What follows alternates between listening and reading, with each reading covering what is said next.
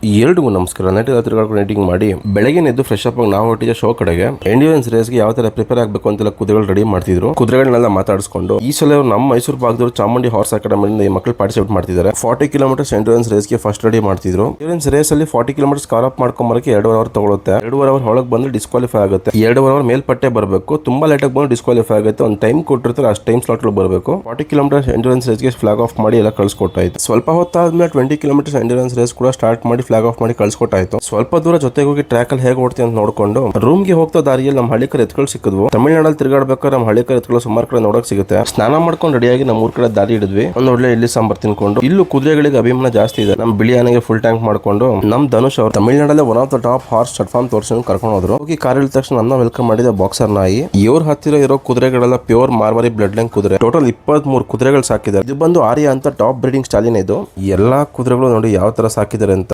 ರೇಷ್ಮೆ ಇದ್ದಂಗೆ ನೋಡಿ ಕ್ಲಾಸ್ ಆಗಿ ಕಾಣ್ತಿದೆ. ಎಲ್ಲಾ ಕುದುರೆಗಳನ್ನ ಮಾತಾಡಿಸಿ ಮುದ್ ಮಾಡಿ ಕಣ್ ತುಂಬಿಕೊಂಡು ಅಲ್ಲಿಂದ ಬೆಂಗಳೂರು ಕಡೆ ದಾರಿ ಹಿಡಿದ್ವಿ. ಅಂದ್ರೆ ಊಟಕ್ಕೊಂದು ಬ್ರೇಕ್ ಕೊಟ್ಟು ತುಂಬಾ ವರ್ಷಗಳೇ ಆಗಿತ್ತು ಚೆಸ್ ಆಡಿ ಧನುಷ್ ಗೇಮ್ ಆಡಿ ಒಳ್ಳೆ ಟೈಮ್ ಸ್ಪೆಂಡ್ ಮಾಡಿ ಮತ್ತೆ ನಮ್ಮ ಜರ್ನಿನ ಮುಂದುವರ್ಸಿದ್ವಿ. ಒಂದೊಳ್ಳೆ ಕಾಫಿ ಬ್ರೇಕ್ ತಗೊಂಡು ಇಲ್ಲಿ ಯಾರೋ ಪೆಟ್ ಲವರ್ ನೋಡಿ ನಾಯಿನೂ ಕರ್ಕೊಂಡು ಜೊತೆ ಒಂದು ಲವ್ ಬರ್ಡ್ನು ಕರ್ಕೊಂಡು ಟ್ರಿಪ್ ಬಂದಿದ್ದಾರೆ. ಅಲ್ಲಿಂದ ಬೆಂಗಳೂರು ನಾವು ಡ್ರೈವ್ ಮಾಡ್ಕೊಂಡು ಸೀದಾ ಮನೆಗೆ ಬಂದು ರೀಚ್ ಆದ್ವಿ.